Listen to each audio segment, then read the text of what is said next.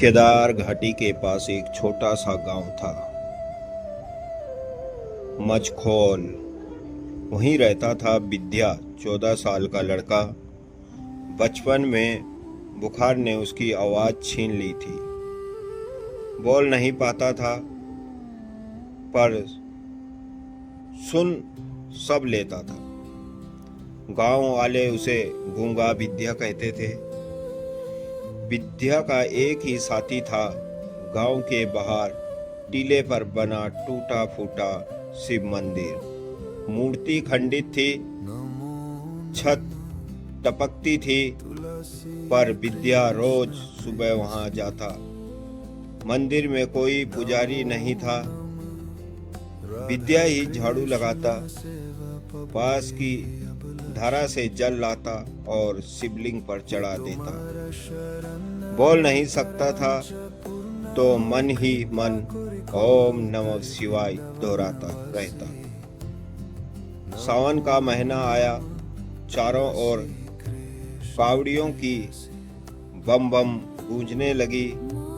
गांव के लोग केदारनाथ जल चढ़ाने निकले। विद्या भी जाना चाहता था, पर लोग हंस दिए, तू गूंगा मंत्र नहीं बोल पाएगा, भोले कैसे सुनेंगे। विद्या रोया नहीं, उस रात मंदिर में ही सो गया। आधी रात को तेज बर्फीला तूफान आया। सुबह गांव वालों को खबर मिली, पहाड़ी रास्ता टूट गया है। सारी कावड़िया रास्ते में ही अटक गई, कोई केदारनाथ नहीं पहुंच पाया। सब मायूस लौट आए। लौटकर देखा तो विद्या मंदिर में नहीं था। 3 दिन बीत गए। चौथे दिन विद्या खुद लौटा, कपड़े फटे हुए, पैर लहूलुहान, हाथों में खाली कमंडल। वह सीधा टूटे मंदिर में गया, शिवलिंग से लिपट गया और फूट फूट कर रोने लगा। आवाज नहीं निकली, बस आंसू थे। गांव वालों ने पूछा तो इशारों में बताया।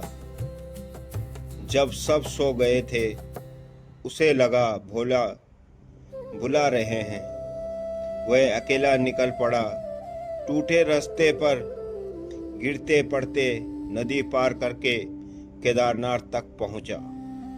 वहां पुजारी ने पूछा, बोल क्या मांगता है। विद्या कुछ बोल ना सका। पुजारी ने कहा, बिना संकल्प बोल जल नहीं चढ़ता। विद्या की आंखें भर आई। वह वहीं मंदिर की सीढ़ियों पर बैठ गया। 3 दिन वहीं बैठा रहा, ना खाया ना पिया।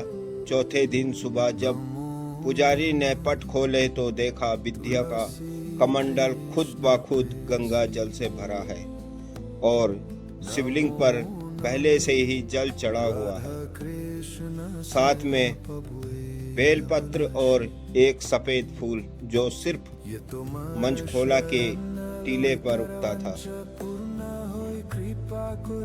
पुजारी समझ गया, दौड़कर विद्या के पैर छुए। तेरा संकल्प भोले ने खुद सुन लिया। रे बच्चे, जिसे वाणी नहीं दी उसे अपनी आवाज दे दी। विद्या वापस आया तो गांव वालों ने देखा, मंदिर का खंडित शिवलिंग अब पूरा था। जहां से टूटा था वहां सफेद भस्म की एक लकीर चमक रही थी और विद्या के माथे पर भी वहां भस्म लगी थी। उसी दिन के बाद मंचखोला में कोई विद्या को गूंगा नहीं कहता, सब भोले का बंदा कहते हैं। आज भी सावन में जब कोई बोले नहीं पाता, वह विद्या की तरह चुपचाप जल चढ़ा देता है। कहते हैं भोले भक्ति का शोर नहीं, भाव सुनते हैं। और विद्या वह सब भी रोज सुबह मंदिर बुहारता है। बोल अब भी नहीं पाता, पर जब वह मन ही मन ओम नमः शिवाय कहता है तो टीले पर बैठे बूढ़े कहते हैं कि हवा में किसी डमरू की आवाज सुनाई देती है। हर हर महादेव। ये छोटी सी कहानी आपको कैसी लगी? अगर आपको ये छोटी सी कहानी अच्छी लगी तो दोस्तों इस वीडियो को लाइक करें, कमेंट करें और चैनल को सब्सक्राइब करना बिल्कुल भी ना भूलें। हर हर महादेव। जय श्री राम। जय देवभूमि उत्तराखंड।